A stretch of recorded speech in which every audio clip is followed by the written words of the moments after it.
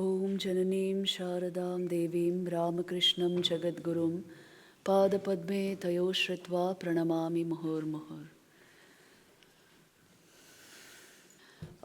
We are going to discuss many concepts in Bhakti for the next 34 minutes.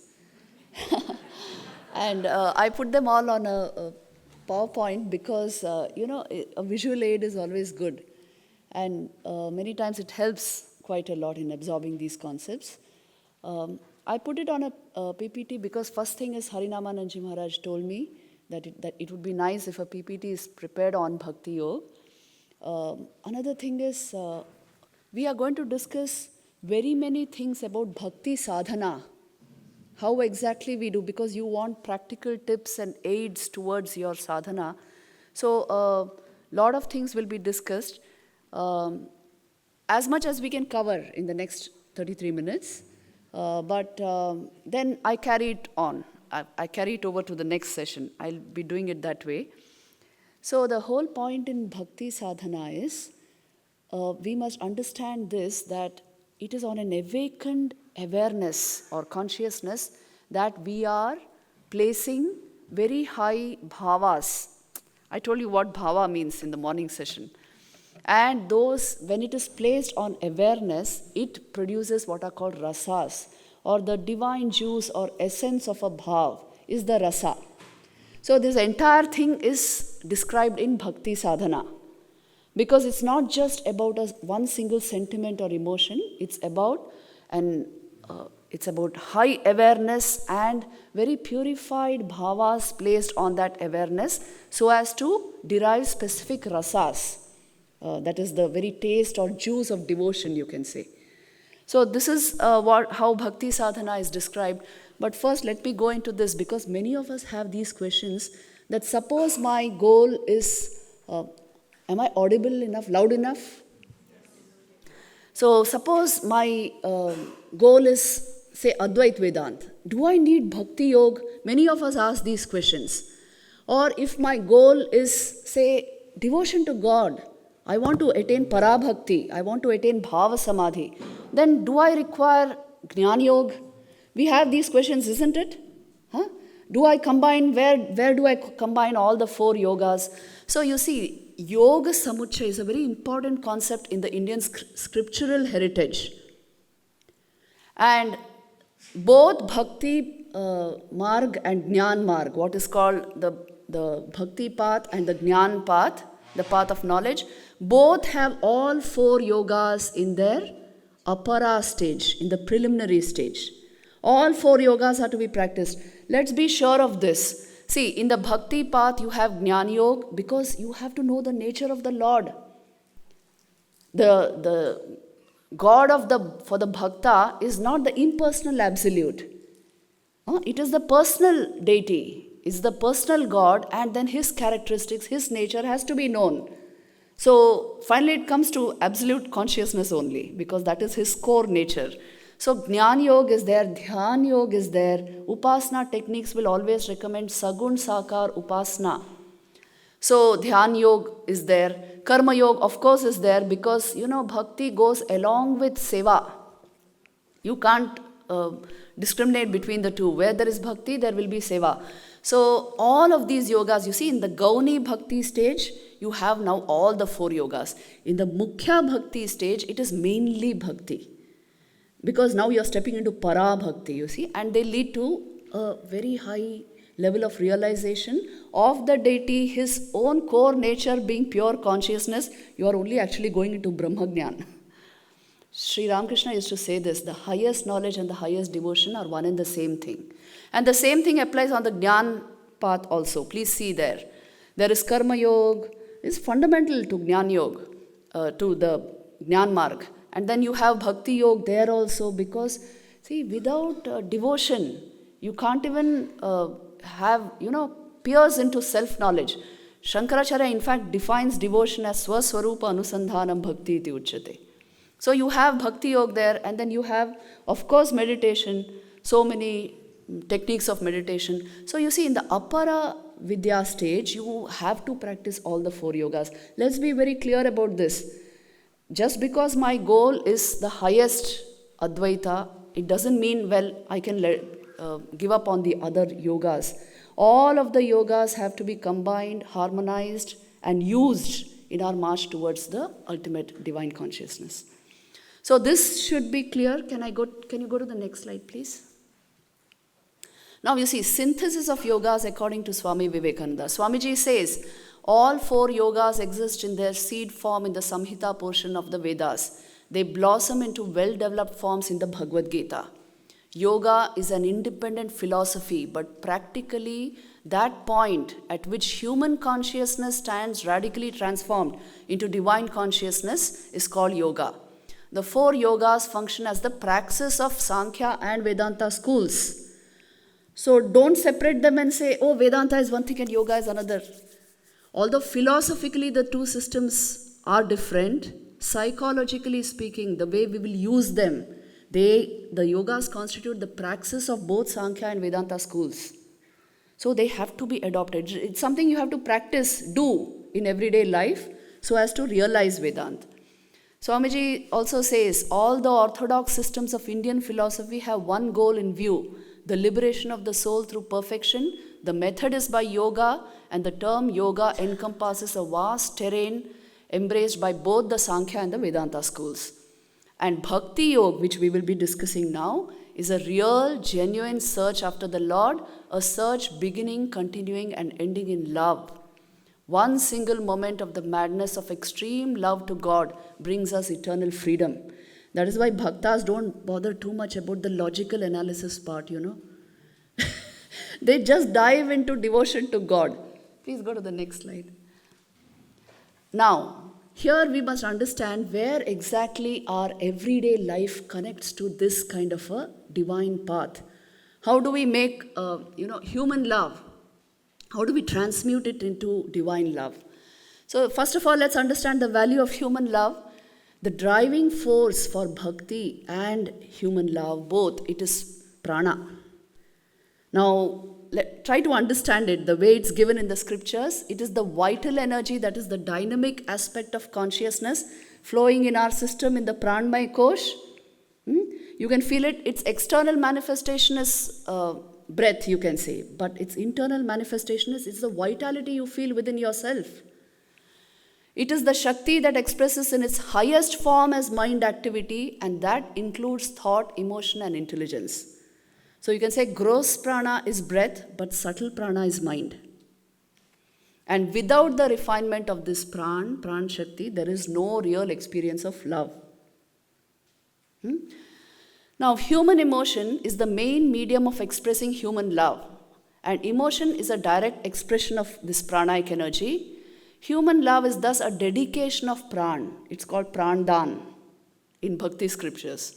It is the dedication of body, mind, and energies to the object of love, and this is the basis of family. Human love is union at the pranic level. And that is why if the prana is not pure and radiant, this love will not work after some time. This is what leads to collapse in relationships. Sri Ramakrishna once asked a disciple, "Do you love anyone?" And he said, "No." And Sri Ramakrishna said, "Dhut shukno shala," he said, which means, you dry rascal, you never loved anyone. If you didn't love, you don't know life.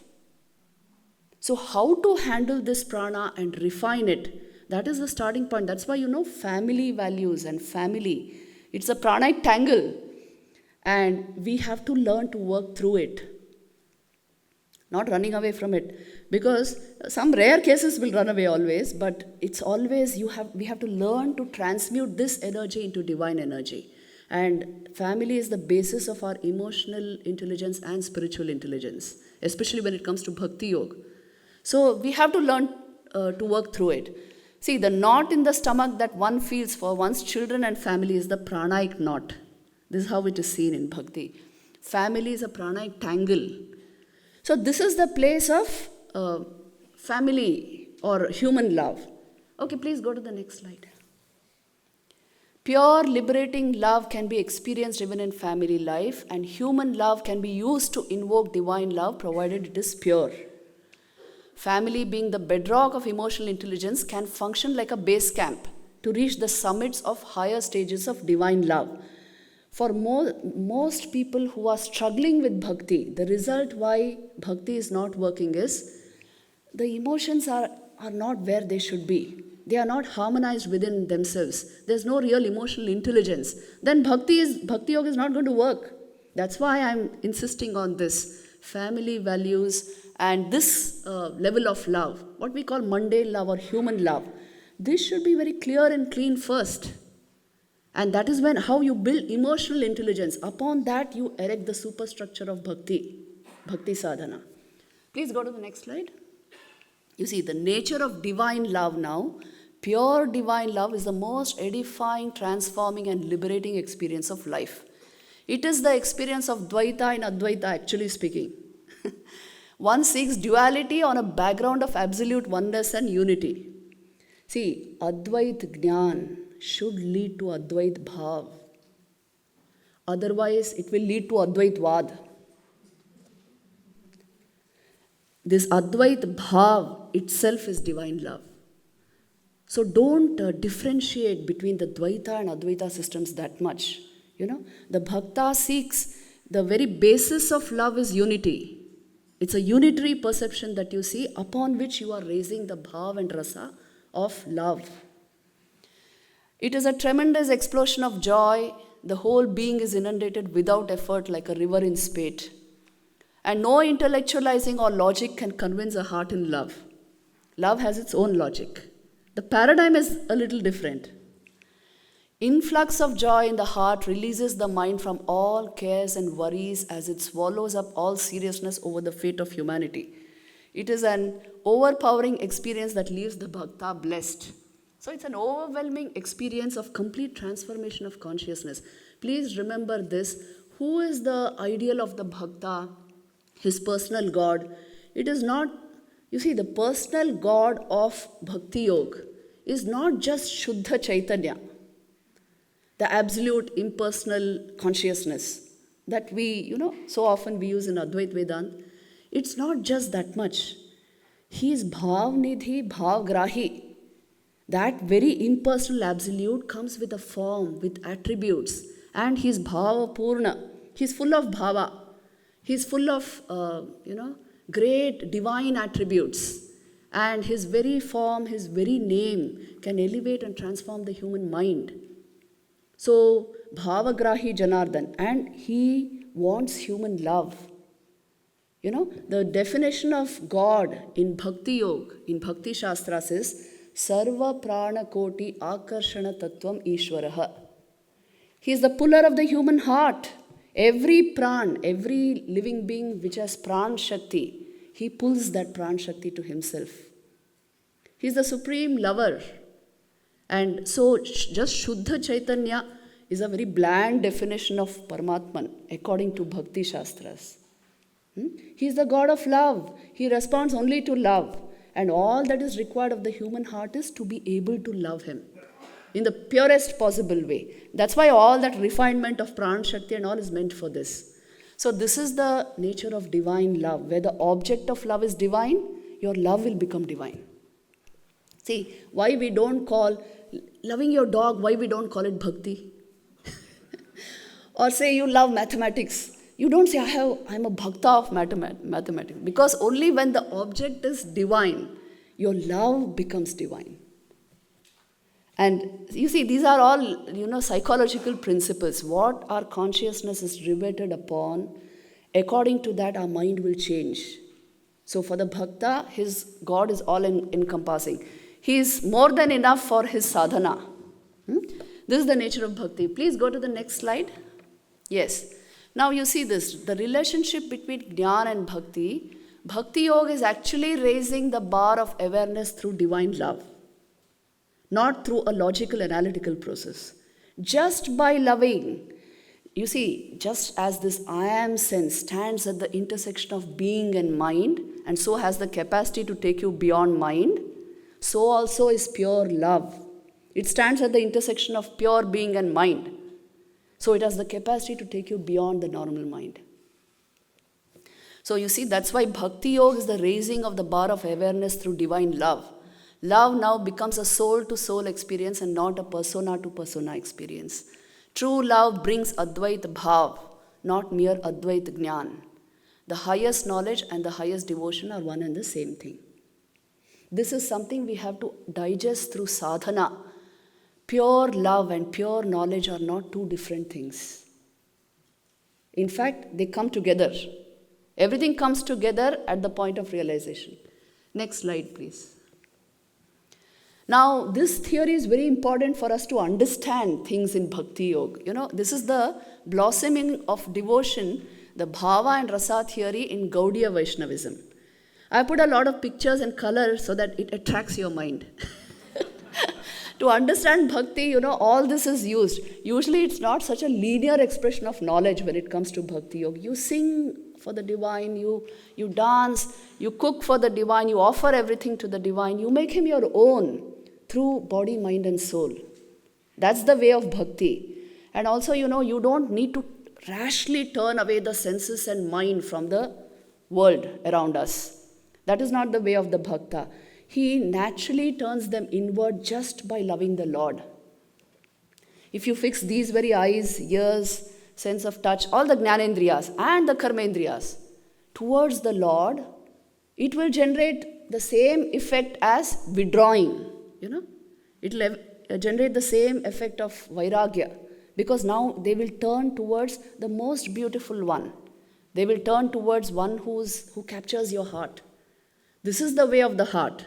So there's no rash renunciation of that kind in Bhakti, but turning everything, all our faculties towards the Lord. You see, when this is done, Bhava is generated in the heart. Bhava is your total mental disposition is towards single track focus of pure love towards the Supreme Lord.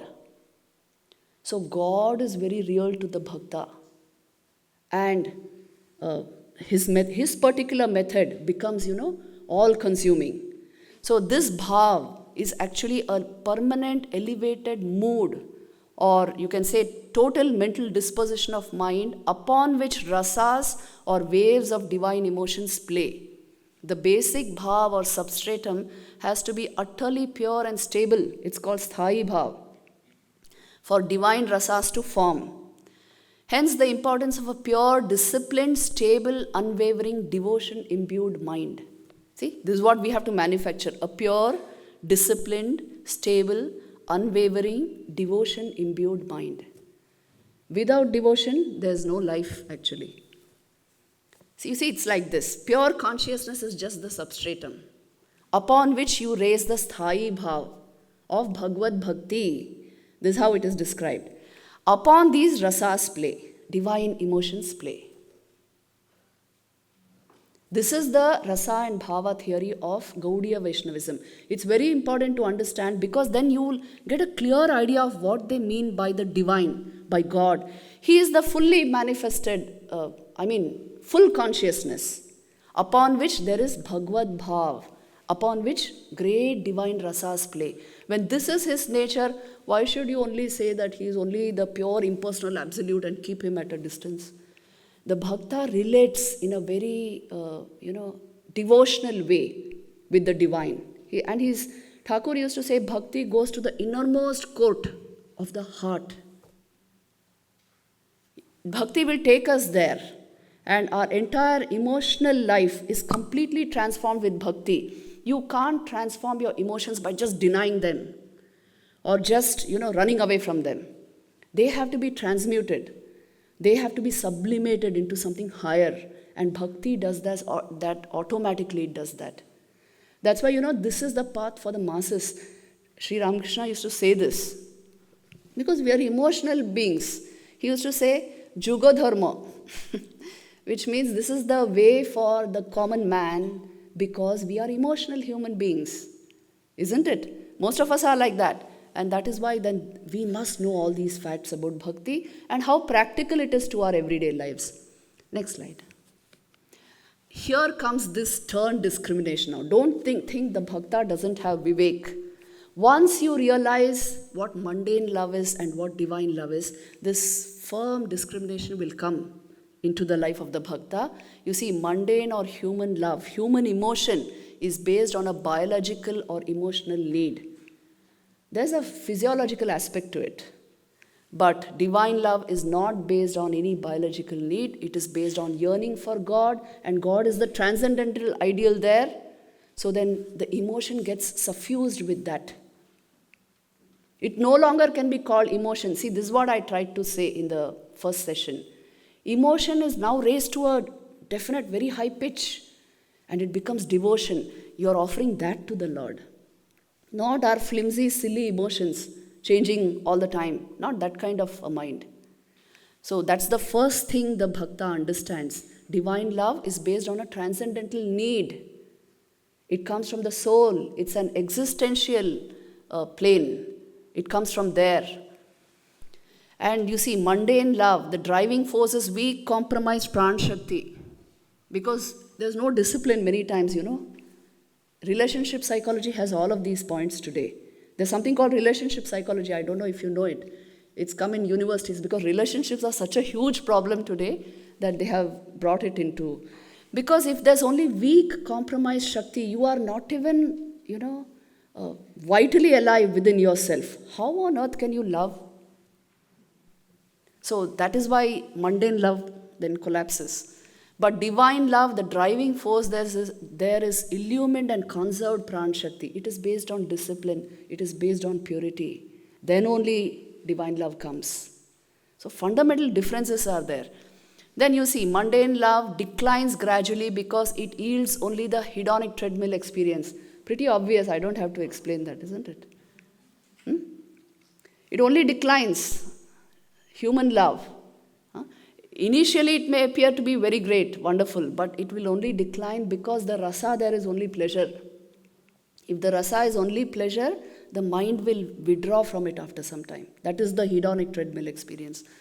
But divine love only increases with time. Pratikshana vardhamanam is the way it is expressed, is the expression used. Every second it will go on increasing because the driving force there is that conserved and illumined pran shakti. You have never wasted your energy. Now it will go full flow towards the Lord. Mundane love vanishes when object of love separates, isn't it? Or at least diminishes, if not vanishes. But divine love reaches peak in viraha. Yes, you read the glorious pastimes of Krishna, the gopis. You read the Mahabharata, the Ramayana. In viraha was the highest peak of love. Because even when object of love separates, your love remains intact. In fact, your love increases only because your pran shakti is yours. It's in your hands. And your love is based on that. So object of love, whether it is before us or not before us, won't matter if there is divine love. So you see, in this context, it's also important to understand what love is and what love is not. Love is not an attachment. Love is not an infatuation. Love is not, just some emotional outburst. Love actually requires discipline, purity, concentration, illumined pran shakti, and deeply devotion-imbued mind. So calling everything by the term love is the problem of the modern age. We use that blanket term love for everything. Even that chemical hijack is called love. So at least as bhaktas, don't do it. There's a world of difference between divine love and mundane love. Don't use the same language and the same common word emotion and love for very different things. And you see here, mundane love, the bhava is mixed, and so rasa is mundane pleasure. It is addictive and draining in nature. After some time, you yourself will not like it and want to get out of it. It's a limitation to the human soul. That's why all human relationships are meant to take us to divine, and they are not self-fulfilling and self-satisfying in themselves. We must understand this as bhaktas. The ultimate goal of every human being is God, not another person. And the bhava in divine love is very sattvika. You know sattvic? Very pure and luminous. And this gives rise to the ashta sattvic vikaras, which I'm not going to go into here, we have no time. The rasa is divine and transcendental, and the prana yields high awareness that bursts forth in ecstatic love for the divine. So you see, this is what is called bhav samadhi. When the entire pran shakti is transformed into pure divine love and bursts forth into ecstasy. We see it in the life of Sri Ramakrishna, isn't it? In the gospel, from time to time, you will get this picture of Sri Ram. Now he's in ecstasy. He's gone deep into bhav samadhi. Every day, many times, he would go into these states, and where he's actually communion with the divine. He's actually talking with the Divine Mother. Then after some time, he's coming out of that. And his bhav samadhi used to be such that those who were around him, they also caught something of that fire, They would also taste something of this divine bhav. And once somebody asked him, how do you feel when you go into bhav samadhi? What is the inner feeling you get? And Sri Ramakrishna answered, how can I describe it? If a fish is released from a small pot into the ocean, how would it feel?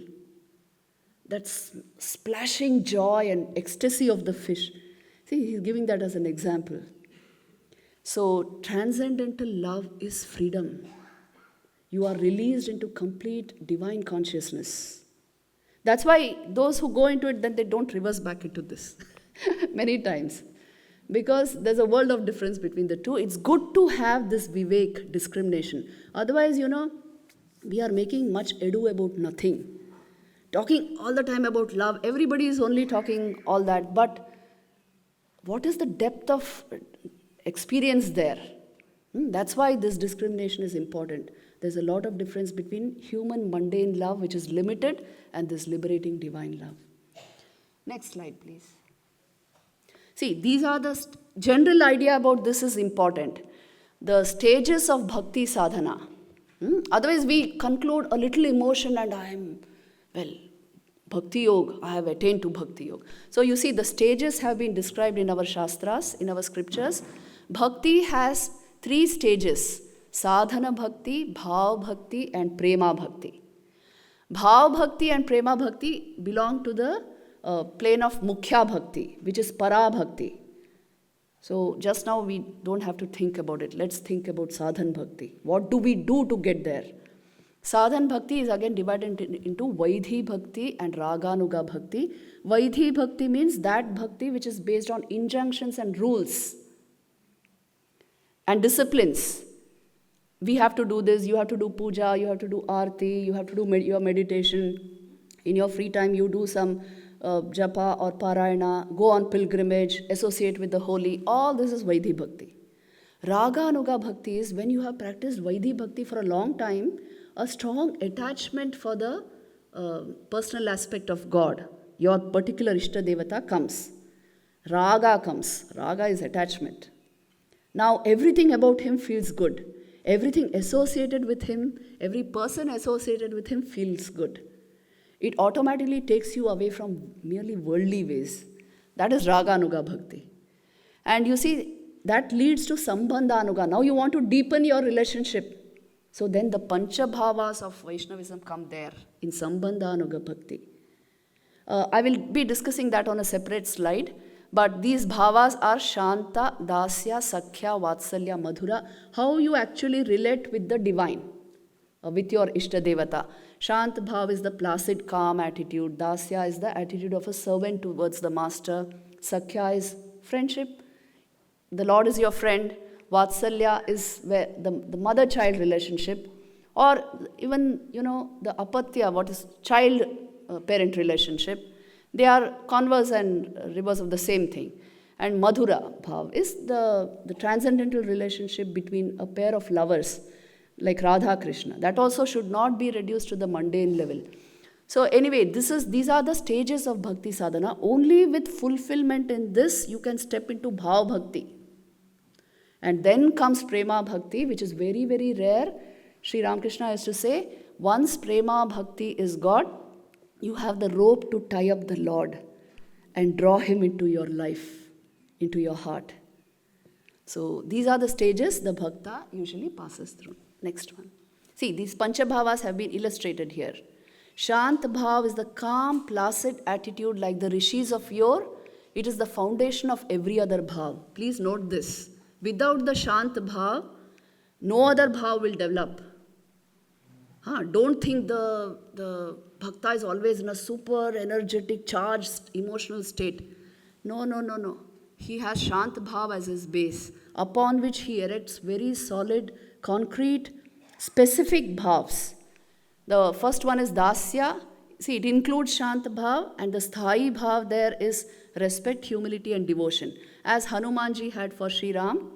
And the rasas are love, respect, awe, and service.